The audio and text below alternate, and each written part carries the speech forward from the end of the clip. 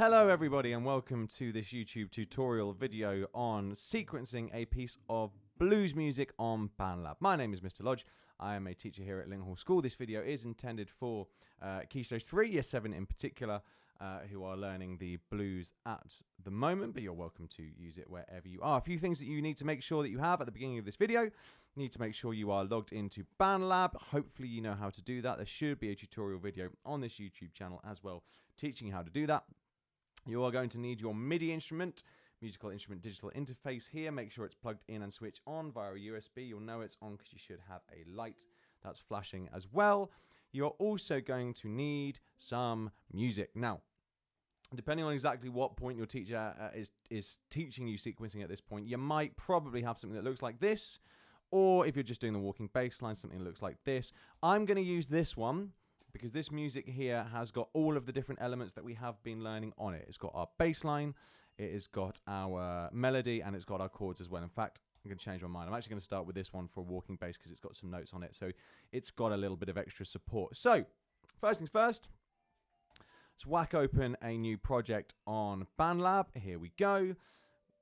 Most students at Linghall should know this by this point, but we need to make sure we go to Instruments. We need to make sure we have got our instrument chosen down here. Now, we are going to start with the walking bass. And for this video, we're probably just going to do walking bass on its own. Might do the melody as well, depending on how fast we go.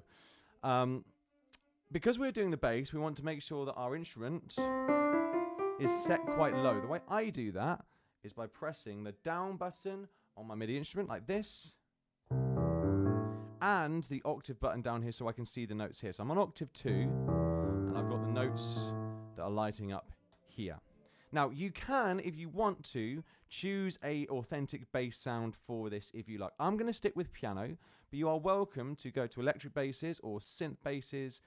Electric bass is probably better, and finding a nice bassy sound. 62p bass is quite a nice one. I am going to just go for a grand pan. You can record your music and then change the instrument afterwards. That is absolutely fine. So my instrument is chosen. There we go. Most important thing we need to make sure that we are doing is choosing a click track. Remember, the click track up here is the thing that helps keep us in time. I am going to perform the walking bass part quite slowly, and I encourage you to do the same. Play at the pace that you are comfortable at. There is not much point in trying to push yourself to play super quickly if you're just going to make lots and lots of mistakes. So, metronome up here on. Let's drag this down a little bit to 100. Let's see how that sounds if we turn it on. Do you know what? That's not bad. I'm going to take it down a tiny bit further just to show you all. And I'm going to take it to about 90. So, metronome is on. 90 beats per minute.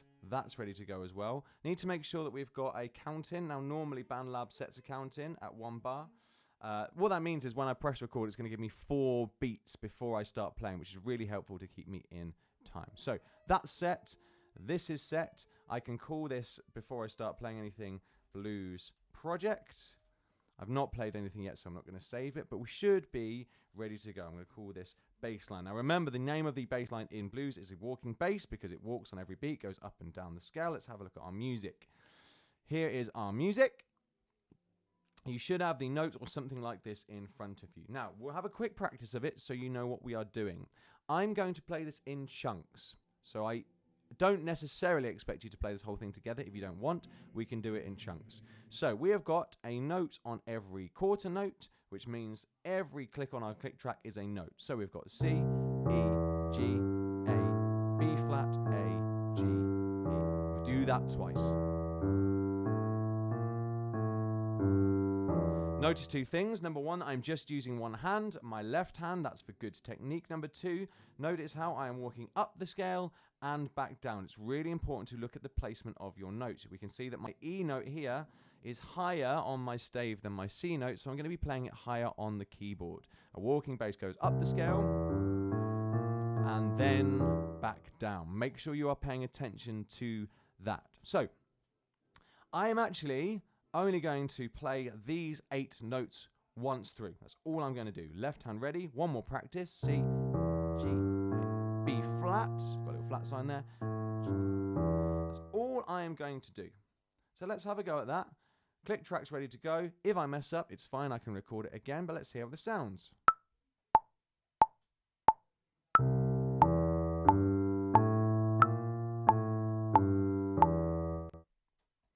And there I've got my notes. Let's have a quick listen back. If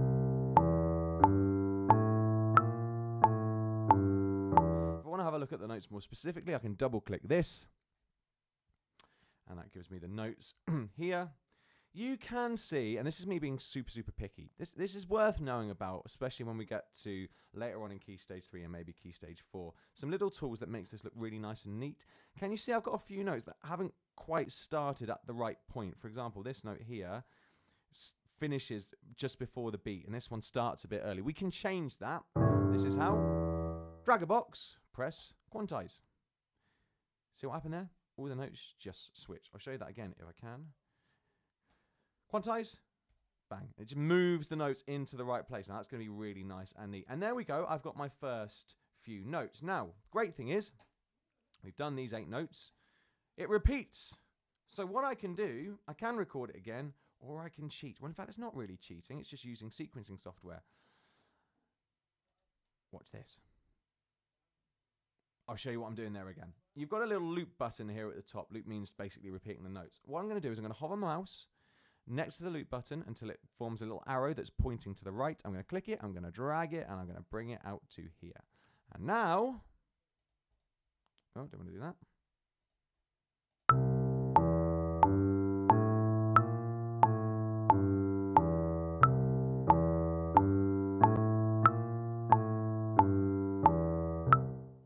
Good, I finished a tiny bit too late because I don't want to hear that little note at the end.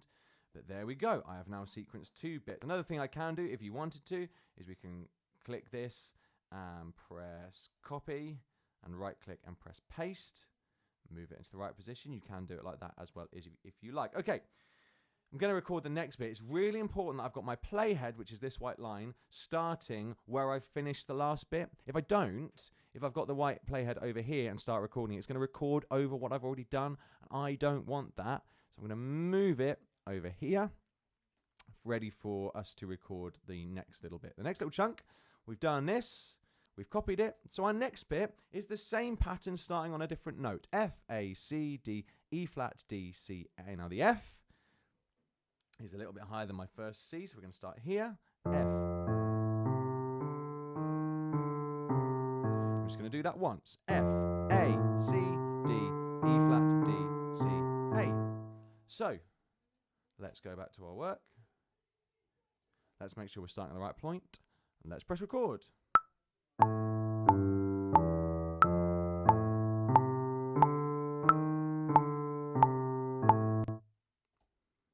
Good. That's not bad at all. Now, I finished that a little bit early. So if I double click on this again, I'm just going to extend this note out a little bit so it finishes right at the end. And again, neat little trick. Drag a box, quantize. Nice and neat. Now that has just moved this note here a bit too late. So I'm going to drag this over here if it will let me. There we go. You really want to make sure that you've got one note over 2 blocks. So this note's over 2, this note's over 2, so on and so forth.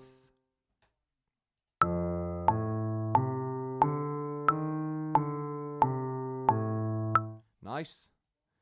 Next up, we've done the whole top line. We go to the second line, and you'll notice that the first 8 notes in the second line we've already got. I'm just going to make a quick change before, because I've spotted a little mistake that's in the music. Make sure I got that fixed.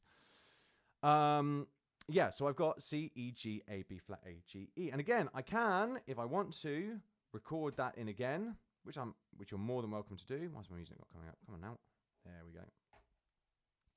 Or, because I've already done this, take this, copy it, paste it over here. There you go. Let's listen to the whole thing. So let's go back to the start. I'm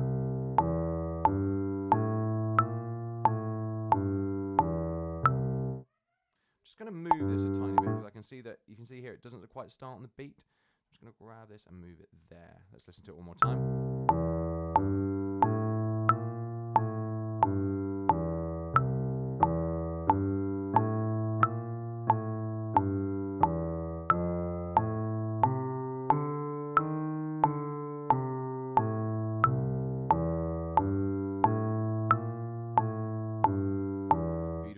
bass. Now, should have done this earlier, going to do this now. Please make sure you save your work. Top right, save. Make sure you save it. Do not want you to lose your work, especially if you've been working hard for the last few minutes like I have. There we go. Lovely stuff. Okay, next little bit is slightly different. We have got a G, B, D, E, then jumping down to an F, A, C, D. So this bit's slightly more complicated because I'm not walking up and down. I'm just doing the first half twice, starting in two different places. G, B, D, E, F, A, C, D. You can break it down into its two individual bars if you want to, so you can just record yourself doing this, and stop, and do this. But I'm going to do them both together for the sake of time. So we're doing these 8 notes here. So let's make sure that our playhead is starting in the right part, because we do not want to record over anything we've already done. Let's bring it here. Record is going to give me 4 beats in, which might play me the few notes before, which is fine.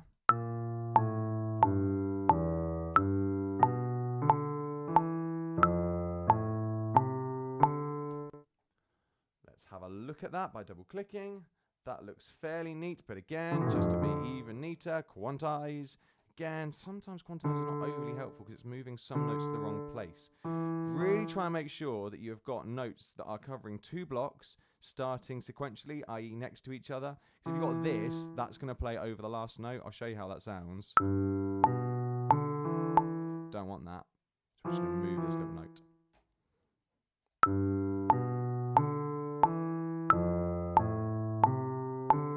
Gorgeous. And the great news is we are very, very close to finishing our walking bass because the last 8 notes are the same as our first few notes. So I can just do a little bit of copying and pasting. It's not cheating. Obviously, you want to be practicing your different parts as much as possible, but you'll see. Oh dear, that's me making a mistake, starting in the wrong place. Move my playhead to the right place and paste. There we go. Copying and pasting work in sequencing is totally fine. It's encouraged. It's smart work. Now, altogether, we should have a walking bass. So let's save. Let's listen.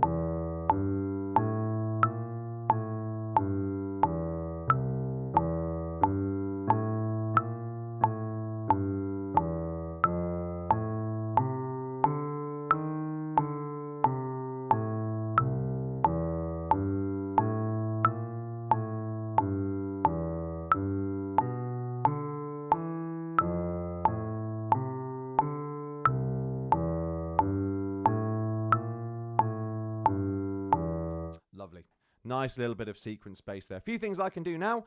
I can change the instrument, as we've talked about earlier. I can also change the tempo, drag it up and down. I can turn the click track off to see how it sounds without a click track. But we have got a nice piece of work here.